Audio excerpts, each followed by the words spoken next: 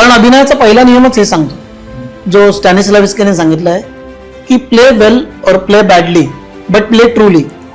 म्हणजे चांगलं करा किंवा वाईट करा पण खरं करा. म्हणजे तुम्ही चांगला अभिनय करा किंवा वाईट अभिनय करा पण खरा अभिनय करा. काही विषयी बघायला गेलं तर नाना पाटेकर, नसीरुद्दीन शाह, हे लोक पात्रामध्ये जाऊन ते पात्र सादर करायचा प्रयत्न करतात, स्वतःला त्यात दाखवायचा प्रयत्न करत नाही. So it's a good play but play well or play badly हे मी समजूच शकत नाही. असं कसं? नराधम आहे, विकृत आहे. म्हणजे तुम्ही आता नावं घ्याल तर अमिताभ बच्चन म्हणा, राजेश खन्ना, यांची एक स्टाईल होती. ते प्रत्येक कॅरेक्टर मध्ये ती स्टाईल दाखवायची. त्याला मी बॅड प्ले म्हणेन. ऍक्टरने कधीच इमोशनला फॉलो नाही केलं पाहिजे, इंटेन्शनला फॉलो केलं पाहिजे, उद्देशला फॉलो केलं पाहिजे. निलेश काय येडायच रे तू? तुला काय कळते की नाही? मी लोकांचे तुकडे तुकडे करू शकतो, मला कोणाविषयी काही वाटत नाही. या जगाने माझी वाजवलेली आहे, मी जगाची वाजवणार. हे नवरस एवढे कॉम्प्लिकेटेड आहेत, ह्या नवरसांचे मिश्रण आहे. मग ते मी माझ्या ऍक्टिंग क्लासमध्ये शिकवतो. नसीरुद्दीन शाह म्हणाले की NSD मध्ये मी ऍक्टिंग शिकलोच नाही.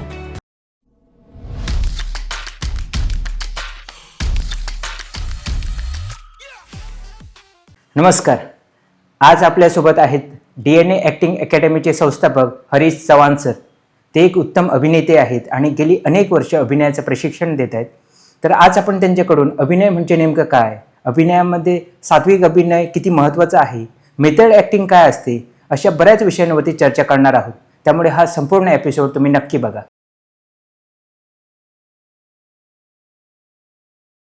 सर, तुमच्या मते अभिनय म्हणजे नेमकं काय? अभिनयाची साधी सरळ सोपी व्याख्या म्हणजे इमॅजिनरी सर्कमस्टन्सेस मध्ये तुम्हाला ट्रूथ प्रेझेंट करायचं आहे. ओके. म्हणजे तुम्हाला काल्पनिक सिच्युएशन दिलेली असते, घटना जी लेखकाने लिहिलेलं असते, आणि त्या सिच्युएशन मध्ये, ते काल्पनिक सिच्युएशन मध्ये तुमचं एक पात्र लिहिलेलं आहे, ते पण काल्पनिक आहे. पण त्या पात्राचं सत्य सादर करणं, त्या ज्या काल्पनिक गोष्टी लिहिलेल्या आहेत, तुमचं पात्र लिहिलेलं आहे, ते खरेपणाने सादर करणं म्हणजे अभिनय. कारण अभिनयाचा पहिला नियमच हे सांगतो जो स्टॅनिस्लाविस्कीने सांगितलं आहे की play well or play badly but play truly. म्हणजे चांगलं करा किंवा वाईट करा पण खरं करा. म्हणजे तुम्ही चांगला अभिनय करा किंवा वाईट अभिनय करा पण खरा अभिनय करा. तर मग वाईट अभिनय खरा कसा असू शकतो? हे मी तुम्हाला थोडं म्हणजे उदाहरण देऊन सांगतो. आपल्याकडे बरेच काळ भारतामध्ये स्टायलाइज ऍक्टिंगचा काळ होता. त्यावेळी प्रत्येक हिरो आपल्या स्टाईल प्रमाणे प्रत्येक कॅरेक्टर सादर करायचा. म्हणजे तुम्ही आता नावं घ्याल तर अमिताभ बच्चन म्हणा, राजेश खन्ना, यांची एक स्टाईल होती. ते प्रत्येक कॅरेक्टर मध्ये ती स्टाईल दाखवायची. त्याला मी बॅड प्ले म्हणेन. कारण प्रत्येक कॅरेक्टर एकसारखं बोलत नाही. आता तुम्ही आणि मी बसलोय, आपण रस्त्यावर एवढी माणसं बघतो, सगळे कॅरेक्टर एकसारखं बोलत नाही, त्यांची ढब वेगवेगळी असते. पण तो एक दौर होता, म्हणूया एक काळ होता, तो बॅड प्ले म्हणेन मी. मी बॅड ऍक्टर नाही म्हणणार त्यांना, पण तो बॅड प्ले होता, पण ते खरेपणाने केलं त्यांनी. म्हणून ते एवढी वर्ष चालले, एवढे मोठे नट झाले, सुपरस्टार झाले, कारण त्याच्या अभिनयात खरेपणा होता. ते पात्र तुम्हाला ते कन्व्हिन्स करायचे.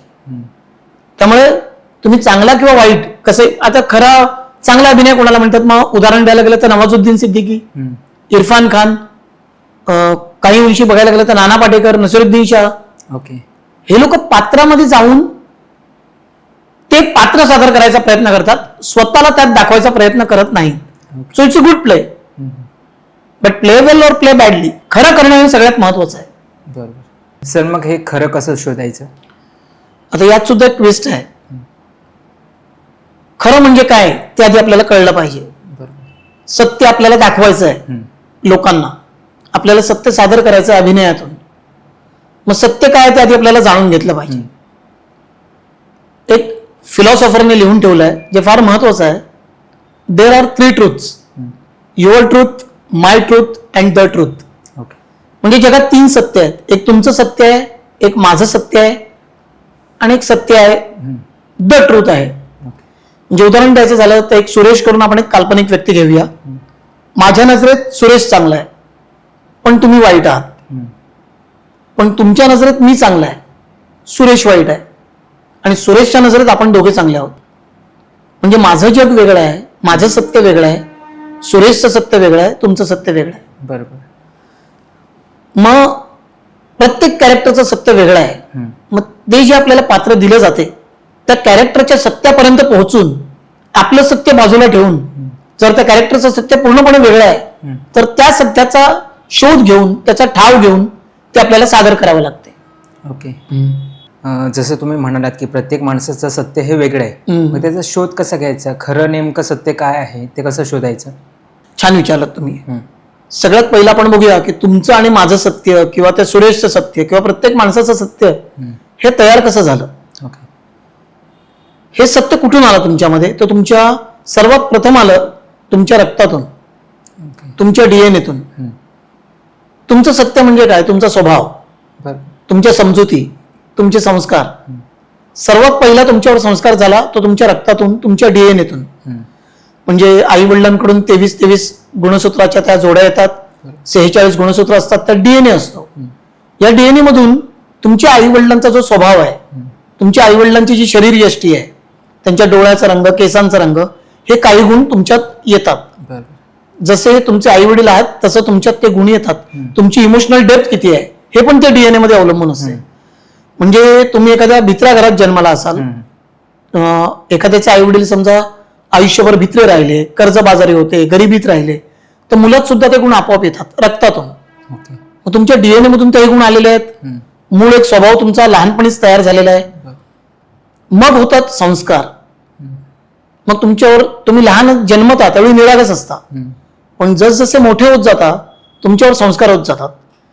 अरे बाबा तुझं नाव हे, तुझं आडनाव हे, तुझी जात ही, तुझा धर्म हा, तुझा देश हा, अरे हा माणूस चांगला, हा माणूस वाईट, असा दिसणारा चांगला, असा दिसणारा वाईट, काका चांगला, काकी वाईट, मामा चांगला, मामी वाईट, हा नातेवाईक चांगला, तो वाईट, हा शेजारी चांगला, तो वाईट. अशा प्रकारे तुमच्यावर काही संस्कार होत जातात. आणि त्या संस्कारातून जे सत्य तयार होते त्याच्यातून तुम्ही जग पाहता. मग तुम्हाला लहानपणापासून शिकवलं गेलं अरे दारुडा माणूस म्हणजे वाईट.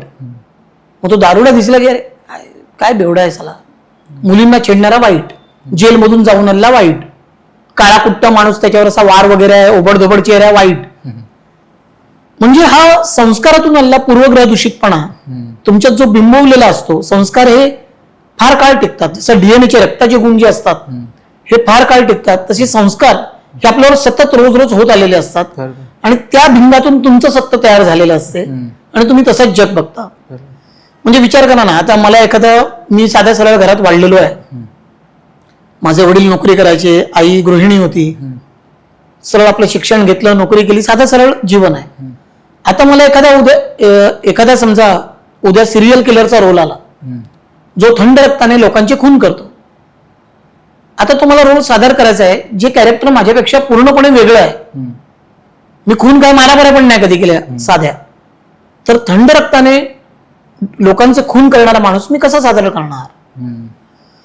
मग त्यासाठी मला त्याची बॅक स्टोरी समजून घेणं गरजेचं आहे की त्याच्या बाबतीत काय घडलं, कसं घडलं, तो असा का झाला, हे मला समजून घेणं गरजेचं आहे. मग त्याचं सत्य समजून मला घेणं गरजेचं आहे. आता याच्यात कसं आहे माहितीये का, जर आपण लोकांवर लेबल लावलेले की हा चांगला तो वाईट, म्हणजे माझ्या नजरेत खुनी वाईट असतो हे जर माझ्यात बिंबवलं गेलंय की तो सिरियल किलर आहे खुनी, तर मी तो रोल करूच शकत नाही. त्याला समजून घेऊच शकत नाही. त्याची बॅक स्टोरी नाही असं कसं, काही झालं असेल म्हणून त्याने असं वागायला पाहिजे होतं, असं का केलं, किती लोकांसोबत वाईट घडते, मग सगळेच खुनी होतात का, सगळेच चोर होतात का? जर हे मी माझ्या संस्कारात अडकून राहिलो, माझ्या समजुतीत अडकून राहिलो, तर ते मला कधीच कळणार नाही. सिंपल गोष्ट आहे बघा. कसं आहे, मी साधं सांगतो, सत्य कसं बदलतं बघा. मी या घरात जन्मलो म्हणून त्या घराचा द्वेष करतो, मी या देशात जन्मलो त्या देशाचा द्वेष करतो, कळलं का? मी अमुक धर्मात जन्मलो त्या धर्माचा द्वेष करतो. समजा मी तिथे जन्मलो असतो, मी याचा द्वेष केला असता, मी याचा द्वेष केला असता. एवढं सिंपल आहे. बरोबर. आपण इथे आहोत म्हणून समोरच्या गोष्टीचा आपण द्वेष किंवा त्याच्याबद्दल आपल्या मनात अडी आहे, पण त्याच्या दृष्टिकोनातून जर विचार केला तर त्याचं सत्य त्याच्यासाठी सत्य आहे. म्हणजे दारू पिणं कोणासाठी चांगलं आहे, आपल्याला वाईट वाटते, कळलं का? म्हणजे प्रत्येकाचं सत्य वेगळं आहे, ते त्याच्या संस्कारातून, त्याच्या समजुतीतून, त्याच्या डीएनएतून आलेलं आहे. हे आपण समजून घेतलं पाहिजे, कळलं का? आणि ज्यावेळी तुम्ही या प्रकारे जगाकडे बघायला शिकता, कोणतेही लेबल न लावता, ते खरं ऑब्झर्वेशन आहे. म्हणजे म्हणतात ना आपण ऍक्टरने ऑब्झर्वेशन केलं पाहिजे. मग जर हे सगळे लेबल्स लावून हा चांगला तो वाईट, ही घटना चांगली ती घटना वाईट, असं जर तुम्ही ऑब्झर्वेशन केलं तर लोकांचं सत्य तुम्हाला कधीच सापडणार नाही. मग ऍक्टरने ऑब्झर्वेशन कसं करावं? ऍक्टरने ऑब्झर्वेशन करावं साक्षी भावाने. ओके. साक्षी भाव आपण स्पिरिच्युअलिटी मध्ये वाचलं असेल हे. साक्षी भाव ऑब्झर्वर. ऑब्झर्वर कसा असावा, ऑब्झर्वेशन कसं असावं, कोणतंही जजमेंट न लावता, जजमेंटल न होता. ओके. म्हणजे अमुक गोष्ट चांगली अमुक गोष्ट वाईट, हा माणूस चांगला तो वाईट, ह्याचा आधीच मनात भाव न ठेवता जे जसं आहे तसं पाहावं.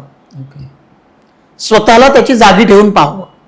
समजा मी त्या आईवडिलांच्या घरी जन्मलो असतो, माझ्याशी माझे आई वडील असे वागले असते किंवा माझ्या बाबतीत या घटना घडल्या असत्या, तर आज मी जसं आहे, जे स्वतःला चांगलं समजतो तसं असतो का?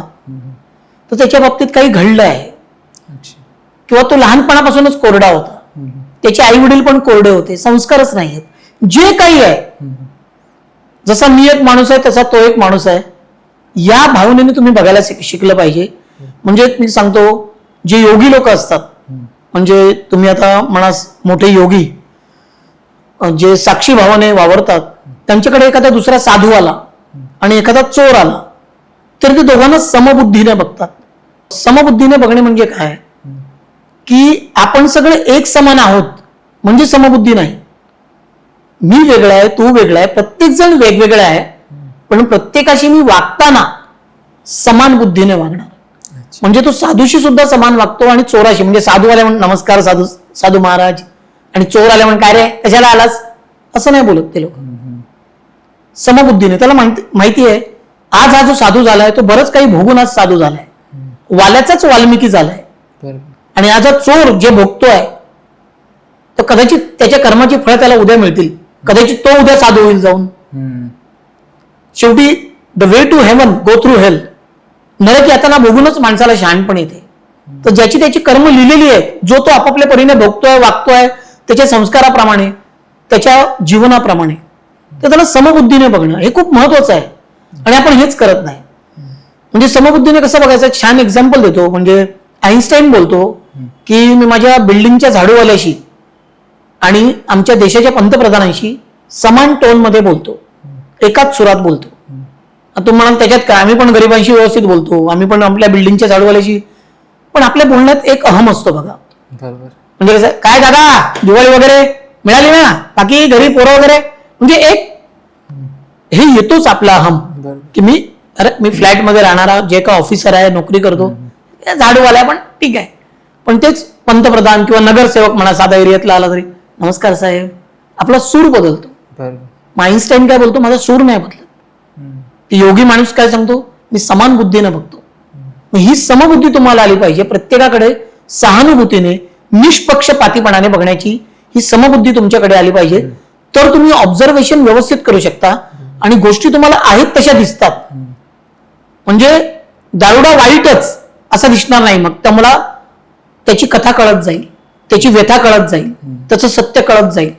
घटना, सिच्युएशन, गोष्टी जशा आहेत तशा तुम्हाला दिसायला लागतील. You will see the things as they are, you will see the people as they are. तुम्हाला सत्य दिसायला सुरुवात होईल. आता तुम्ही जसं म्हणालात की साधू समबुद्धीने सर्वांकडे बघतात, पण हे समबुद्धीने बघणं प्रत्येक माणसाला शक्य आहे का? बरोबर आहे, बोलणं सोपं आहे. मी आता सांगितलं तुम्हाला उदाहरणांसकट वगैरे, पण तिथपर्यंत पोहोचणं कठीण आहे. का सांगतो, कारण माझं एक सत्य आहे, माझा एक अहम आहे. मग हे माझं सत्य कसं तयार झालं मी सांगितलं, माझ्या संस्कारातून, डीएनए मधून. आणि हे जे काही संस्कार आहेत, हे जे वारंवार मला सांगतात की हे चांगलं हे वाईट, त्याच्यापासून सांभाळून राहा, ह्याच्यापासून इथे राहा, ह्या सगळ्या गोष्टी ज्या मला शिकवल्या गेल्यात, हे सतत याची आठवण कोण करून देते मला? माझं मन. या सगळ्या गोष्टी स्टोअर कुठे झाल्यात? मनामध्ये. आता मन म्हणजे काय? हा अवयव आहे का? तुमचा बॉडी पार्ट आहे का? मन कुठे आहे? मेंदू आहे आपल्या डोक्यामध्ये, मन कुठे आहे? तर मन कुठेच नाही. हे मन तुम्ही तयार केलंय आणि ते मनच तुम्हाला खेळवते. त्या मनावर तुम्हीच संस्कार केले, तुमच्यावर झाले, तुमच्यातून अनुभव आले तुम्हाला, त्याच्यातून मनात काही गोष्टी स्टोअर होत गेल्या. की अमुक गोष्ट चांगली, अमुक गोष्ट वाईट, आणि त्याचप्रमाणे तुम्ही हे करताय. म्हणजे हे मन तुम्हाला अडवतंय समोरच्याला समजून घेण्यापासून, त्याचं सत्य समजून घेण्यापासून. किती तुम्ही प्रयत्न केला तरी नाही बाबा, सिरियल किलर, बायकांचे खून करत सुटलेला माणूस, हे मी समजूच शकत नाही, असं कसं, नराधम आहे, विकृत आहे. कारण तुमचे ठाम मत आहे, तुमचं ठाम सभ्यपणाची व्याख्या आहे, संस्कृतीची व्याख्या आहे. तुम्ही ज्या संस्कारात वाढलात, तुम्ही ते सत्य ऍक्सेप्ट करू शकत नाही, तुम्ही त्याला चुकीचंच ठरवता. म्हणजे तुमचं मन तुम्हाला सांगते. तर सर्वात प्रथम हे जे मन आपल्याला खेळवतंय, जे भास आहे, ज्याने तुमची एक प्रतिमा तुम्हाला तयार करून दिली आहे की तुम्ही असे आहात, मी श्रीमंत आहे, मी गरीब आहे, मला हे जमते, मला ते जमत नाही, अरे मला चित्र छान काढता येते, मला गाणं म्हणता येत नाही रे, मला हे ह्या सगळ्या गोष्टी जे तुम्ही एक प्रतिमा तयार केली आहे, ही तुमच्या मनाने तयार केली आहे. मग सगळ्यात प्रथम गरजेचं आहे, जर तुम्हाला स्वतःचं सत्य बाजूला ठेवून समोरच्याचं सत्य जाणून घ्यायचं आहे, तर तुम्हाला आधी स्वतःच्या मनाला शांत केलं पाहिजे, स्वतःच्या सत्यापासून, भासमय सत्यापासून डिटॅच होण्यासाठी. हे मन शांत करण्यासाठी काय करावं लागेल, किंवा ते मन शांत कसं होतं? बरोबर म्हणालात. आपण प्रयत्न जरी नाही केले तरी एक सामान्य माणसाच्या मनात दिवसाला 60 ते 70 हजार विचार येतात. म्हणजे तुम्ही कामात असा, काही असा, पण हे विचार येत जात राहतात, त्याच्यावर तुमचं नियंत्रण नाहीये. 60 ते 70 हजार विचार दिवसाला. पण मग तुम्हाला मन तर शांत करायचं आहे, you have to silent your mind. मग ते शांत नाही करू शकत, विचार येणारच तुमच्या परवानगीशिवाय. पण मग आपण काय करू शकतो, ह्या विचारांना इग्नोर करू शकतो, त्यांच्याकडे दुर्लक्ष करू शकतो. Thoughts are just visitors, let them come and go. विचार हे फक्त पाहुणे आहेत, त्यांनी येऊ दे जाऊ द्या. विचारांना थारा देऊ नका, नाही तर प्रत्येक विचार तुम्हाला खेळवत राहील. मन कसं आहे, क्षणात आपल्याला भूतकाळात घेऊन जाते, उगाच जुनी घटना परत परत आठवून आपण दुःखी होतो, क्षणात भविष्यकाळात घेऊन जाते. हे सत्य नाही आहे, भविष्यकाळ जो अजून घडलेला पण नाहीये, पण आपण घाबरलेलो आहोत. म्हणजे बघा, आपल्याला एवढं सगळ्यात मोठी स्पीशीज, म्हणजे महत्वाची स्पीशीज प्राणी आपल्याला, माणसाला देवाने बनवलं, पण आपण साधारण प्राण्यांपेक्षा पण विचित्र वागतोय. म्हणजे हरिण जंगलातच वावरते, पण ते वाघ दिसला तरच घाबरते. एरवी ते बागडत असते, त्याच्या मनात कोणतीही किलमिश नसते आधीच. पण आपण ह्या महिन्याचा EMI भरून झालाय आणि आता पुढच्या महिन्याचा अजून भरायचा आहे, अजून ते लोन 8 वर्ष 10 वर्ष चालणार आहे, ते विचार आपल्या मनात सतत असतात. ते सत्य नाहीये, आता ते सत्य नाहीये. तुम्ही या महिन्याचा EMI भरला जस्ट, हे सत्य आहे. कळलं का? आता तुम्हाला काम करायचं आहे, परत पुढच्या महिन्यात तुम्हाला काम करून तुम्हाला जो पगार मिळणार आहे, वेतन मिळणार आहे, ही कर्म करत राहणं तुमच्या हातात आहे. वर्तमानात राहणं तुम्हाला गरजेचं आहे. मनाचं ऐकत राहिलात तर मन फार मोठे खेळ दाखवेल. मग तुम्हाला मनात जे विचार येतात त्याला दुर्लक्ष करणं गरजेचं आहे. ही खूप कठीण प्रक्रिया आहे. म्हणजे योगामध्ये तुम्हाला सांगतात श्वासावर केंद्र लक्षित करा, ब्रीद इन ब्रीद आउट, इथे कॉन्सन्ट्रेट करा वगैरे. का की तेवढ्या वेळापुरतं तुम्ही तरी श्वासाकडे लक्ष द्यावं, विचारांपासून दूर जावं. मग माणूस काय करतो, अर्धा तास योगा करतो, त्याला अर्धा तास बरं वाटते, परत तो बाहेरच्या जगात आला, चुकीचा माणूस दिसला, शेजारी दिसला भांडण झालेला, योगा भूर होऊन जातो. आपला शत्रू दिसला की, चुकीचे विचार आले की. मग हा योगा अर्धा तास जो करतो आपण विचारांना डिस्ट्रॅक्ट करण्यासाठी, तो 24 तास त्याचा सराव करणं गरजेचं आहे. त्याच्याआधी 24 तास वर्तमानात राहणे, आपलं काम करत राहणे आणि विचारांकडे दुर्लक्ष करणं गरजेचं आहे. याने काय होतं, तुम्ही हळूहळू न्यूट्रल व्हायला लागता, स्वतःपासून डिटॅच व्हायला लागता, मोकळे व्हायला लागता. म्हणजे जे चित्र असं धरलं तर तुम्हाला स्पष्ट दिसणार नाही, थोडं लांब केलं थोडं स्पष्ट दिसेल, थोडं थोडं थोडं. जेवढं तुम्ही डिटॅच होता व्यक्तींपासून, गोष्टींपासून, घटनांपासून, तुम्हाला त्या स्पष्टपणे दिसायला लागतात. मग ज्यावेळी तुम्ही विचारांना शांत करता, तुम्ही न्यूट्रल होत जाता, बॅक टू झिरो. जसं तुम्ही जन्मला होता, निरागस होता, पाळण्यात एखाद्या बाईने तुम्हाला बघून म्हटलं असेल काय काळा कुरूप पोरगा आहे, पण तुम्ही हसला होता, कारण तुम्ही इनोसंट होता, निरागस होता. त्या निरागसतेवर बरेच संस्कार चढवले गेले. त्या संस्कारांमधून, त्या गैरसमजुतींमधून आपल्याला बाहेर यायचं आहे आणि बॅक टू झिरो, न्यूट्रल होण्याकडे जायचंय. जेवढं तुम्ही शून्याकडे परत जाल, you have to become nobody to understand everybody. Okay. म्हणजे तुम्हाला स्वतःला काहीच नाही, शून्य बनावं लागेल, तेव्हा तुम्हाला सगळ्या गोष्टी, सगळी लोक जशी आहेत तशी समजून घेता येतील. ओके. मग आता तुम्हाला लोक आहेत तशी दिसायला लागली, कळायला लागली, घटना स्पष्ट दिसायला लागल्या. आता तुम्ही काय करता? रिॲक्शन देत नाही, पटकन ऍक्शन करत नाही, शांतपणे गोष्टींकडे बघता साक्षी भावाने, व्यवस्थित समोरच्याचा आता तुम्ही पूर्ण ऐकून घेता. तो का तसा वागतोय हे तुम्हाला कळते.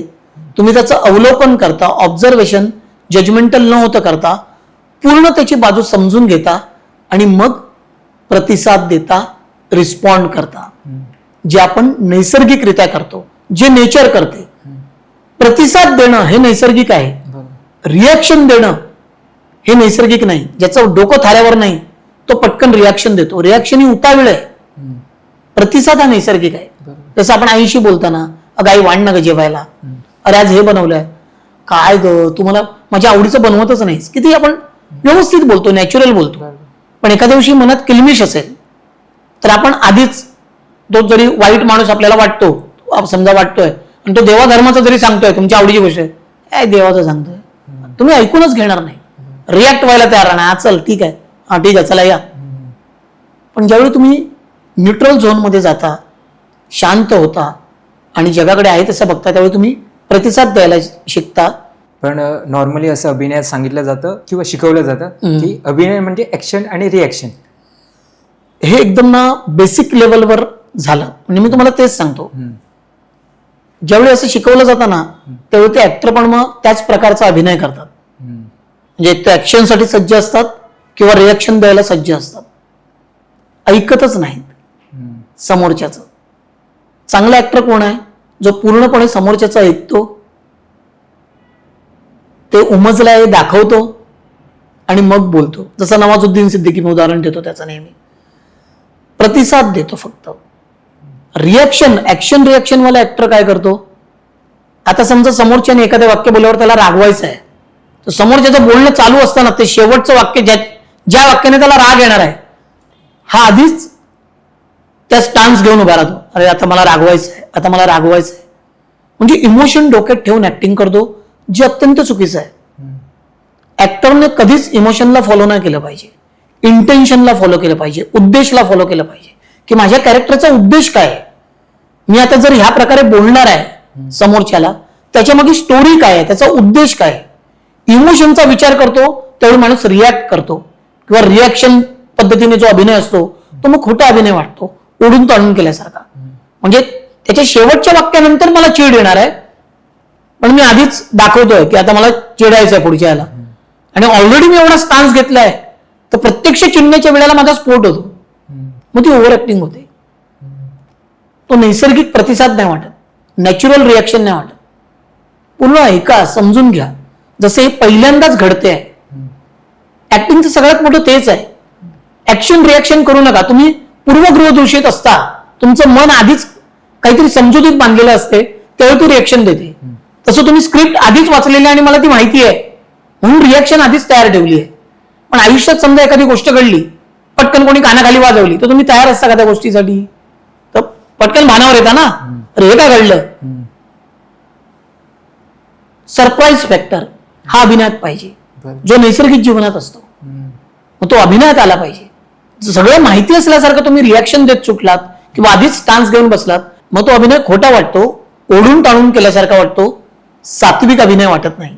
ओके. मग सात्विक अभिनय म्हणजे काय? आपल्याकडे एक बघा, नाट्यशास्त्रात म्हणा किंवा बऱ्याच ऍक्टिंग क्लासेसमध्ये 4 प्रकार शिकवले जातात ऍक्टिंगचे. म्हणजे तुम्ही पण आता शिकलात अभिनय, आहार्य, कायिक, वाचिक आणि सात्विक. पण बऱ्याचशा ऍक्टिंग क्लासेसमध्ये बऱ्याचशा ठिकाणी आहार्य, कायिक आणि वाचिक याच्यावरच भर दिला जातो. अर्थात ते गरजेचं आहे, मी नाव नाही ठेवत आहे, पण हे सेकंडरी आहे. प्रथम काय आहे सर्वात महत्वाचं, तर सात्विक. सात्विक अभिनय म्हणजे त्या कॅरेक्टरचं सत्व शोधणं, सत्य शोधणं. आता समजा एखादा माणूस दिसायला छान आहे, त्याचं नाक वगैरे छान आहे, कपाळ भव्य आहे, डोळ्यात तेज आहे, त्याला शिवाजी महाराजांचे कपडे घातले, शिवाजी महाराजांचा रोल त्याला दिला, त्याचा लुक छान आहे म्हणून, पण त्याच्या आतमध्येच त्याला शिवाजी महाराज कळलेले नाहीये. तर त्याचा अभिनय ते शिवाजी महाराज वाटणारच नाहीत. पण एखादा काळा सावळा ठेंगणा माणूस आहे, पण त्याच्यात शिवाजी महाराजांचे सत्व त्याला माहिती आहे, ते त्याच्यात भिनलेले आहे. त्याने शर्ट पॅन्ट मध्ये घरी बसून जरी अभिनय केला तरी ते शिवाजी महाराज वाटणार, कारण ते रिअल आहे. ते त्याच्या डोळ्यातून आपोआप प्रकट होणार ते सत्य, की ते शिवाजी महाराज ते वाटणार आपल्याला. नाहीतर मग काय होतं, मग बऱ्याचदा माणूस ना मग सात्विक अभिनय म्हणजे एवढ्या खोलात जातच नाही. चला कपडे घातले, नेपथ्य व्यवस्थित आहे, भाषा माझी शुद्ध आहे, आणि जे काय आहे ते वाचिक वगैरे सगळं कायिक सगळं छान नटलेलं आहे, आता मी अभिनयाला उभा राहतो. आता शिवाजी महाराज किंवा कुठचंही कॅरेक्टर, अरे ते मला कळलंच नाही, मला जमीनदार करायचं आहे, मला शेतकरी करायचं आहे, जे काही कॅरेक्टर करायचं आहे, पण मला त्याची व्यथा माहितीच नाही, मला त्याची कथा मी समजून घेतलीच नाही. मग मी काय करतो, परंपरागत अभिनय करतो. सात्विक अभिनय दूर राहिला, खोटा अभिनय तर दूर राहिला, मी परंपरागत अभिनयाकडे वळतो. म्हणजे जे दिग्गजांनी करून ठेवलं आहे त्याची मी फक्त रील ओढतो. म्हणजे एक उदाहरण देतो, केस्टो मुखर्जीने ते बेवड्याचे कॅरेक्टर फेमस केलं, या पद्धतीने तो करायचा. त्याच्यानंतर कित्येक अभिनेते झाले ज्यांनी बेवडा करताना फक्त त्याची कॉपी केली. सगळे बेवडे असे करतात का? आपण रस्त्यात किती बेवडे बघतो, शेजारी असतो, कुठे असतो, सगळे असे करतात का? आपले मित्र किती दारू पितात वगैरे किंवा काय, सगळे असे करत नाहीत. पण मग मला कॅरेक्टर समजून घ्यायचंच नाहीये. मी माझ्या कॉस्ट्युमवर काम केलंय, मला मेकअप केलाय, मी दिसतो कॅरेक्टर सारखा आहे, आता मी ते कॅरेक्टर सादर कसं करणार मला कळलंच नाहीये. तर मग मी परंपरागत अभिनय करतो. मग तेच जमीनदार, गावात नवीन पाखरू आलंय जणू. कित्येक जमीनदार असेच बघतो आपण वर्षानुवर्ष. तेच पॉझेस, तेच हसू, तेच एकमेकाची कॉपी करणं, आणि त्यालाच सात्विक अभिनय किंवा खरा अभिनय दाखवून वर्षानुवर्ष यांचं बऱ्याच जणांची करिअर पण झाली त्याच्यावर. पण शेवटी कळून येते की हे अनुकरण आहे, याच्यात दम नाही. खरा अभिनय जो असतो ना मनापासून केलेला तो कळतो. आणि हा कसं माहिती आहे, कुठचंही कॅरेक्टर आहे. आता समजा आपण एक उदाहरण घेऊया. आता मी तुम्हाला एखादा कॅरेक्टर देतो. समजा तुम्हाला माझं नाव मी अभिजित ठेवतो, माझं नाव हरीश आहे, तुमचं निलेश आहे, पण मी माझं नाव अभिजित ठेवतो, तुमचं नाव विवेक ठेवतो. आता अभिजित विवेकला म्हणतोय स्क्रिप्टमध्ये, आपण एक स्क्रिप्ट करूया. काय मूर्ख आहेस रे विवेक, तुला जरा पण अक्कल नाही 5 पैशाची, कळलं काय? तुम्हाला सांगितलं रिॲक्ट व्हायचं, तर तुम्ही काय केलं, रागाने वगैरे बघितलं, कळलं काय? ती ऍक्टिंग केली विवेकची. आता आपण अभिजित आणि विवेक विसरून जाऊया, मी हरीशच आहे, तुम्ही निलेशच आहे, आपण आपल्या खऱ्या पात्रात येऊया. आणि मी पटकन म्हणतो, निलेश काय येडायच रे तू, तुला काय कळते की नाही, कळलं का? तर ज्यावेळी मी निलेशला बोलतो त्यावेळी त्याला कुठेतरी ते लागते. विवेक बनवलं ज्यावेळी मी निलेशला, त्यावेळी ते लागलं नाही. मी साधा प्रयोग करतो माझ्या ऍक्टिंग क्लासेसमध्ये, की मी आता माझ्याकडे विद्यार्थी आहेत, त्यांचं मी नाव घेऊनच सांगतो. एक वैभव आहे आणि एक स्वप्नील आहे. तर मी स्वप्नीलला बोलतो बाजूला बस, वैभवला बोलतो समोर बस, आणि वैभवला स्वप्नील म्हणून बोलतो, ए स्वप्नील वेडा आहेस तू, वेडा, तुझ्यावर काही येडा ऍक्टर बघितला नाही मी आजपर्यंत, कशाला आलास रे ते ऍक्टिंग करायला, काय कळते का ऍक्टिंग मधलं, आई बाबाचे पैसे फुकट घालवतोय का? ते वैभवला ते लागत नाही, पण तो स्वप्नील साईडला बसलेला असून त्याला लागते, कारण त्याचं नाव मी घेतोय. म्हणजे तुम्ही कॅरेक्टरला ज्यावेळी आपलंच करत नाही ते तुम्हाला भिडतच नाही, पण तुम्हाला ज्यावेळी प्रत्यक्ष जीवनात कोण बोलते ते तुम्हाला लागते. मग त्याच्यासाठी का लागते? कारण आता समजा निलेशला मी बोललो, जसे तुम्ही निलेश आहात, कारण तुमच्यात निलेश 100% आहे. तुमच्या आतमध्ये जे सत्व आहे ते निलेशचं आहे. तुम्ही निलेशचं जीवन जगलाय, तुमच्यामध्ये निलेश जिवंत आहे, निलेश जगतो आहे. तुमच्यात विवेक जगत नाहीये. विवेक हे तुम्हाला पात्र दिलं गेलं, पण ते तुमच्यात उतरलंच नाहीये. ते विवेकची बॅक स्टोरी तुम्ही समजूनच घेतली नाहीये. हा विवेक दिसतो असा श्रीमंताचा आहे, मी कोट घातलाय, सगळा मेकअप केलाय, पण विवेक माझ्या आतमध्ये नाहीये. त्यामुळे विवेकला समजा शिवी घालायचा प्रसंग असेल, विवेकला शिवी ऐकून विवेक ऍक्टिंग करतो, काय कोणाला बोललास, खबरदार, असं काहीतरी करायला जातो. पण प्रत्यक्षात जरा मला शिवी बसते तेव्हा मी काय बोललो, म्हणजे शिवी कोणाला देतोय तू, आपण नॅचरल रिॲक्ट करतो. कारण मी माझ्या आतमध्ये आहे. तसं ते कॅरेक्टर विवेक म्हणा किंवा कुठचेही शेतकरी जमीनदार हे कॅरेक्टर तुम्हाला आतमध्ये उतरवावं लागते. त्यावेळी ते आपोआप ते तुमच्या डोळ्यातून दिसते. म्हणजे मी 100% माझ्या आतमध्ये आहे, मी जे वागतोय बोलतोय ते माझ्या डोळ्यात दिसते. मला ते ठरवावं लागत नाही, हा आता मी हे वाक्य बोलल्यावर असा हात ठेवणार, आता हे वाक्य नंतर मी खिशात हात घालणार. जे ऍक्टिंग मध्ये माणूस ठरवतो की आता मी इथून एवढा चालणार मग खिशात हात घालणार, हे ठरवावं का लागते? कारण तुम्ही नैसर्गिक वागत नाही आहात. नैसर्गिक जीवनात विचार करावा लागतो का नाही? तर ते पात्र 100% तुमच्यात असणं गरजेचं आहे. आता मी एक उदाहरण देतो. नवाजुद्दीन सिद्दीकी, त्याला ज्यावेळी रामन राघव या सिरियल किलरचं त्याने काम केलं तर त्याला प्रश्न पडला की माणूस एवढ्या थंड डोक्याने कसं काय लोकांचे खून करू शकतो? मला एखाद्याचा राग आला मी त्याला मारू शकतो, कान पडवू शकतो, मारू शकतो, पण माणूस भेटला मारा, माणूस दिसला मारा, असं कसं कोण करू शकतो? याला तर कॅरेक्टर सापडेनाच. त्याचं डोकं फिरायची पाळी आली. त्याने काय केलं, लोणावळ्याला एक बंगला बुक केला आणि त्या बंगल्यात जाऊन तो एकटा राहिला 4-5 दिवस, कोणच नको सोबत. आणि तो 24 तास हाच विचार करत राहिला, मी असाच आहे, मी असाच जन्मलो आहे, मी लोकांना मारू शकतो, मी लोकांचे तुकडे तुकडे करू शकतो, मला कोणाविषयी काही वाटत नाही, या जगाने माझी वाजवलेली आहे, मी जगाची वाजवणार, मी असाच आहे असाच आहे. हे त्याने 5-6 दिवस स्वतःला बिंबवलं एकांतवासात. आणि त्याला असं वाटलं 5व्या-6व्या दिवशी की तो कोरडेपणा, ते थंड रक्तपणा, जो थंड रक्ताचा पणा आहे तो त्याच्यात उतरतोय, त्याला जाणवायला लागलं. मग तो बोलला आता मी घराच्या बाहेर पडणार, या बंगल्याच्या बाहेर पडणार आणि जो पहिला माणूस मला समोर दिसेल त्याला मी कानाखाली वाजवणार, त्याला मी मारणार. आणि तो त्याच त्याच्यामध्ये 5 दिवस जे आत भिनवलं होतं त्याने, त्याच याच्यात तो बाहेर पडला. समोरून पहिला माणूस आला, त्याने फक्त नजर टाकली त्या माणसावर, तो घाबरून दूर झाला. काय एक्सप्रेशन दिले नाहीत, काय नाही काय नाही.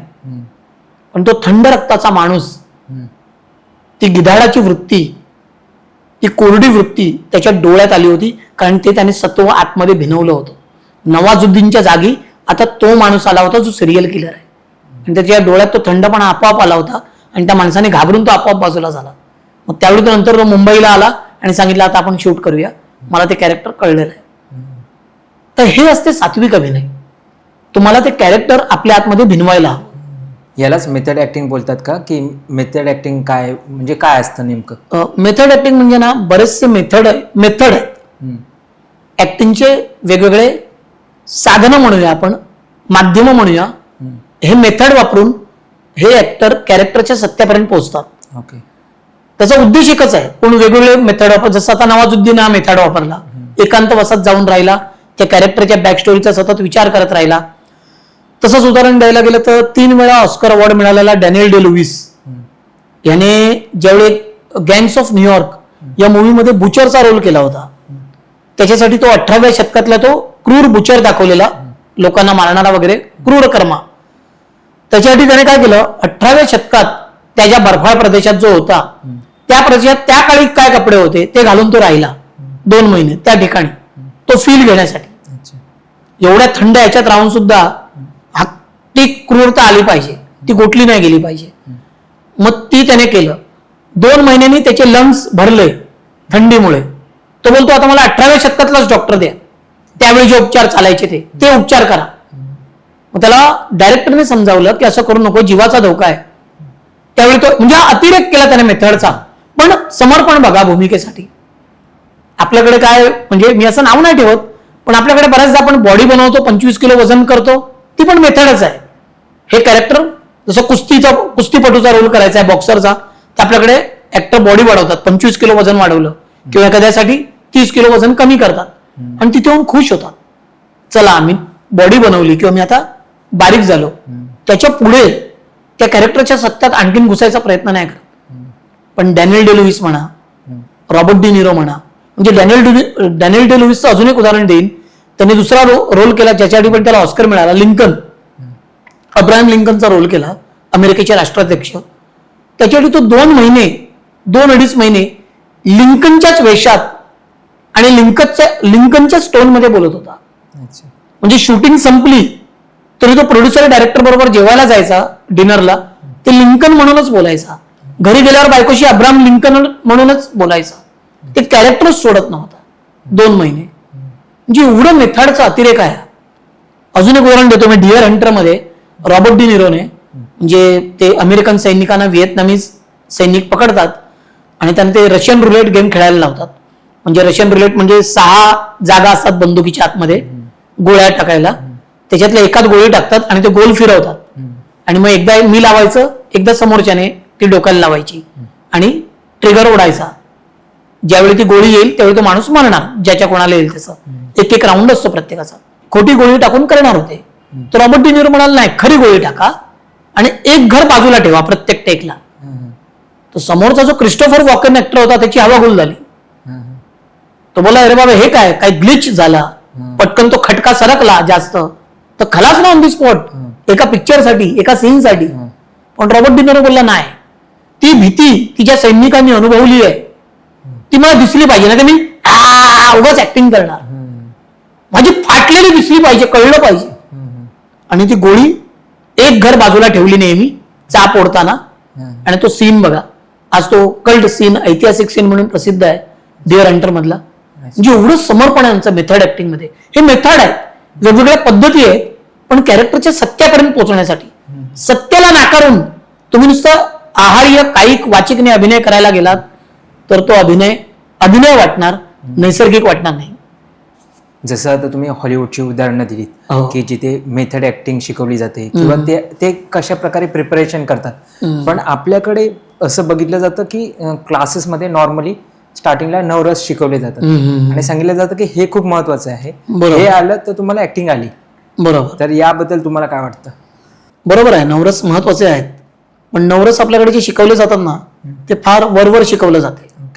म्हणजे कसं आहे माहितीये का, मी जसं म्हटलं तुमच्या डीएनए मधून तुमच्यात गुण आले आहेत, रक्तातून.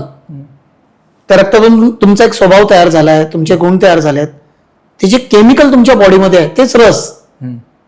कळलं का? मग आता जसं म्हटलं तुम्ही भित्र्या घरातून भित्र्या आई वडिलांच्या पोटी जन्मलाय, तर तुमचे जे वर्षानुवर्षे पिचलेले आहेत, तर तुम्ही जेवढी मूल म्हणून जन्मलात तर तुमच्या डीएनए मधले जे जीन आहेत आनंदाचे, क्रिएटिव्हिटीचे ऑफ झालेले असतात, ऑफ असतात. आणि एन्झायटीचे, पॅनिक होण्याचे जीन ऑन असतात. हे जीन ऑन आणि ऑफ होतात, म्हणजे ते प्रक्रियेने बदलता येतात. तर हे रस जे आहे हा तुमचा एक रस आहे. मग तुमचा जन्मजात रस कोणता आहे? डॉमिनंट रस तर भयरस. कारण तुम्ही एका पिचलेल्या घरात जन्मलेला आहात, तुमचे आई वडील भित्रे होते, थकलेले होते, गांजलेले होते, आणि तीच परिस्थिती तुमच्या घरात कंटिन्यू आहे. तुमचा जन्म झाल्यावर, मोठे झाल्यावर सुद्धा तुमच्यात भयरस प्रामुख्याने आहे, अनिश्चितता आहे. तुम्ही प्रत्येक गोष्टीला घाबरता, निर्णय घेण्याची क्षमता नाही. हा भयरस आहे तुमच्यामध्ये, बरोबर. आणि त्याशिवाय जेव्हा तुम्ही ऍक्टर होता त्यावेळी तुम्हाला दुसऱ्या कॅरेक्टर सादर करायचं आहे. जसं सिरियल किलर आहे, त्याच्यात क्रौर्य आहे, बिभत्स रस आहे, जो तुमचा डॉमिनंट रस नाही आहे. तुमचा भयरसात, तुम्ही भयरसात वाढलेला आहात आणि तुम्हाला आलाय बिभत्स रसाचं. म्हणून मी सांगितलं ह्या रसांचं हे जे समीकरण आहे हे न्यूट्रल होण्यासाठी, तुमचे जीन आनंदाचे, क्रिएटिव्हिटीचे ऑन होण्यासाठी तुम्हाला न्यूट्रल झोन मध्ये जावं लागतं, जे मगाशी मी सांगितलं. नवरसांचं कसं आहे बघा, एवढं सोपं नाही आहे. हे रस खूप कॉम्प्लिकेटेड आहे. आपल्यामध्ये एवढे केमिकल्स आहेत ना. साधं उदाहरण देतो मी. देवासमोर उभा आहे देवाच्या दर्शनासाठी. माझ्या मनात शांत रस आहे, माझ्या हृदयात शांत रस आहे. देव कळसाकडे मी बघतोय, देवाच्या वगैरे मंदिराकडे, शांत रस आहे. त्याच वेळेस माझ्या डोक्यात माझ्या कर्जाचे विचार चालू आहेत. तर माझ्या डोक्यात म्हणजे माझ्यात भयरस पण आहे, करुण रस पण आहे. आणि त्याच वेळी एखादी हॉट मुलगी माझ्या समोर आली चालत, तर शृंगार रस पण जागृत झाला. म्हणजे एका क्षणी माझ्या मनात 3-4 रस चालू आहेत. शिवाय माझा जो मूळ रस जन्मापासून जो डॉमिनंट आहे तो वेगळा. ह्या सगळ्या गोष्टींचा खेळ. आयुष्य ब्लॅक अँड व्हाईट नाही आहे. आयुष्य एवढं सोपं नाही आहे. हसून वाक्य म्हण, अरे तू तिकडे का गेला होतास? आता भयरसात म्हण, अरे तू तिकडे का गेला होतास? आता करुण रसात म्हण, का गेला होतास तिकडे? एवढं सोपं नाही आहे अभिनय. एवढे रस सोपे नाहीये. प्रत्येक कॅरेक्टरचा एक डॉमिनंट रस आहे, तो आधी शोधावा लागतो त्याच्या बॅकस्टोरीवरून. त्याच्यानंतर घडलेलं सिच्युएशन, प्रत्येक व्यक्तीशी वागताना त्याचा कोणता रस बाहेर येतोय त्या सिच्युएशन प्रमाणे, ह्या सगळ्या गोष्टींचा अभ्यास करावा लागतो. हे नवरस एवढे कॉम्प्लिकेटेड आहेत. ह्या नवरसांची मिश्रण आहे. मग ते मी माझ्या ऍक्टिंग क्लासमध्ये शिकवतो. वरवरचे नवरे शिकवत नाही. म्हणजे प्रेम आहे, प्रेम रसामध्ये जर संशय आला तर मग त्याचं रूपांतर तिरस्कारात होते. म्हणून अतिप्रेम करणारे खून करतात. मग आपण बघतो जास्तच प्रेम होतं, त्याच्यात संशयाला तिरस्कारात रूपांतर झालं. म्हणजे या सगळ्या गोष्टी आहेत. एवढं गुंतागुंतीचं आहे सगळं, मानवी मन, मानवी मेंदू, मानवी जीवन, ह्युमन अॅनाटॉमी, या सगळ्या गोष्टींचा अभ्यास करणं गरजेचं आहे. मग जसं तुम्ही म्हणालात की टिपिकली हे शिकवलं जातं, बरोबर. तर तुमच्या ऍक्टिंग इन्स्टिट्यूटचे काय वेगळेपण आहे? बरोबर. सर्वात प्रथम मी काय करतो माहितीये का, की व्यक्ती म्हणून आधी तुमच्यावर काम झालं पाहिजे. ओके. मी डायरेक्ट तुम्हाला अंगरके घालायला घेतले, कॉस्ट्युम घालायला घेतले अभिनयाचे, तर ते ठिगळं लावल्यासारखं वाटेल. तुमचा अभिनय पण तसाच वाटणार, ठिगळं लावल्यासारखा. अमुक एखादा कॅरेक्टर हा चांगला करतो, अरे कॉमेडी तो चांगला करतो, अरे हा रागवायचा चांगला करतो, अरे शेतकरी आकार रडतो, अरे जमीनदाराचा काय आवाज आहे बेसमध्ये, हे आपण मग लेबल लावतो. मग हा याच्यातच चांगला आहे, तो त्याच्यातच चांगला आहे. म्हणजे ज्याच्यात मी चांगला होतो, हरीश चव्हाण ज्याच्यात चांगला आहे तेच तो फक्त चांगला करू शकतो. तो सर्व रोल नाही करू शकत, सर्व मानसिकता तो समजू नाही शकत, प्ले नाही करू शकत. म्हणून आधी जसं म्हटलं, बॅक टू न्यूट्रल, झिरो. तुमचा अहम, इगो, आय, जे मनाचं तुमचं सत्य आहे, तुमची प्रतिमा आहे, त्याला आम्ही आधी न्यूट्रल करायचा प्रयत्न करतो. त्याच्यासाठी काही एक्सरसाइजेस आहेत जे मी स्वतः तयार केले. म्हणजे मी बऱ्याच क्लासेसचा अभ्यासक्रम पाहिला, अगदी एनएसडीचा पण, एनएसडी म्हणा किंवा मोठमोठे जे इन्स्टिट्यूट आहेत बरेचसे, जिथे नाट्यशास्त्रापासून काय काय शिकवलं जाते. पण बराचसा अभ्यास मला टेक्निकल वाटला. मी असं नाही म्हणत सगळीकडे, बऱ्याचशा ठिकाणी सात्विक अभिनय पण शिकवला जातो, पण असं होल नाही शिकवला जात. व्यक्ती म्हणून आधी तुमच्यावर काम केलं पाहिजे. मी आधी माझं स्वतःचं जी काही मी प्रतिमा तयार केली आहे ती मी आधी सप्रेस केली पाहिजे, ती मी आधी न्यूट्रल केली पाहिजे, तेव्हा मी सगळे कॅरेक्टर प्ले करू शकतो. पहिला मी त्याच्यावर काम करतो, तुमच्या व्यक्तिमत्वावर, तुमचे इगोज, तुमच्या अहम, तुमच्या समजुती, याच्यावर काम करतो. तर बऱ्याचशा मेथडचा मी अभ्यास केला, बऱ्याचशा टेक्निकचा अभ्यास केला. जसं स्टॅनिस्लाव्स्की मेथड आहे, स्टेला एडलर मेथड आहे, माइझनर टेक्निक आहे, ह्या सगळ्याचा मी अभ्यास केला. ते सगळे अतिशय उत्तम आहेत, म्हणजे रिअलिस्टिक ऍक्टिंगकडे तुम्हाला नेण्यासाठी.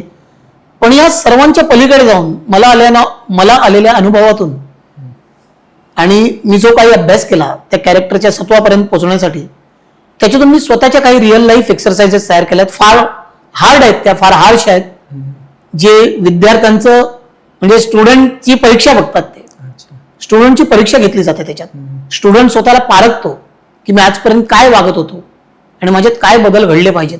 म्हणजे मुळापासून तुमच्यात तो बदल घडला पाहिजे. म्हणजे तुमच्यात आधी व्यक्ती म्हणून बदल झाला तर तुम्ही उत्तम अभिनेता म्हणून घडू शकाल, बनवू शकाल.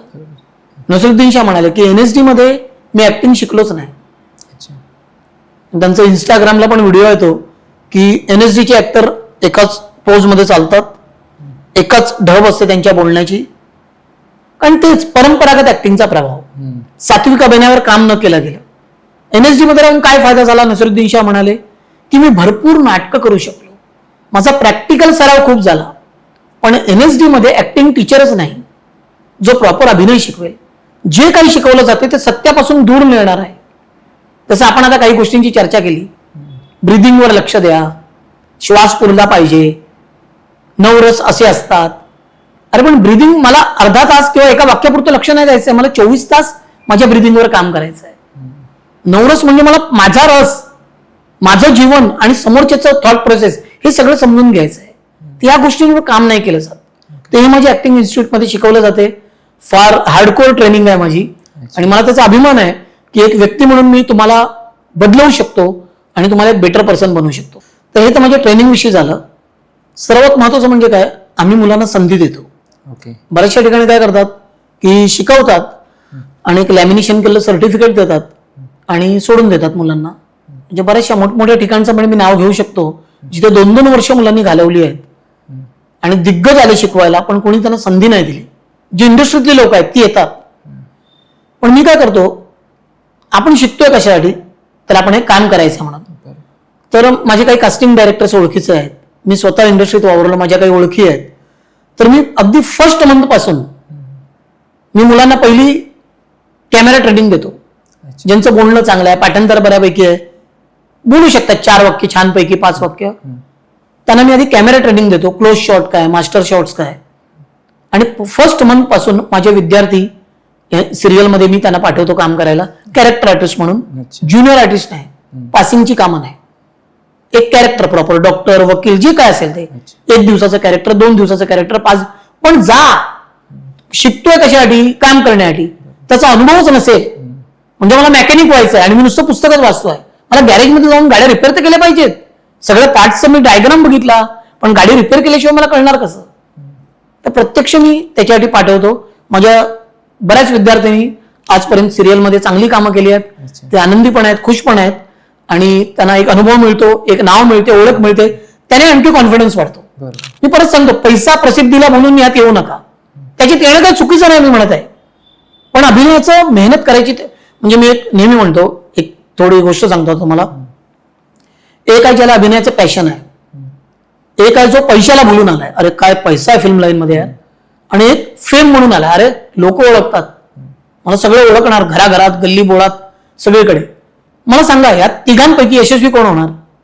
ज्याच्यात पॅशन आहे तो. मला पण हेच वाटायचं पहिलं, की माझ्यात अभिनयाची पॅशन आहे. ह्या काय, या पोरी मॉडेल्स फिरतायत, ऍक्टिंगसाठी आलेत, 0 फिगर बनून. अभिनयाचं काय करतं यांना? नुसतं शरीर आपल्या फिगर बनवले आणि आलेत, ही माझी समजूत होती. पण ज्यावेळी मी प्रत्यक्षात डाएट करायला सुरुवात केली, माझी फाटली.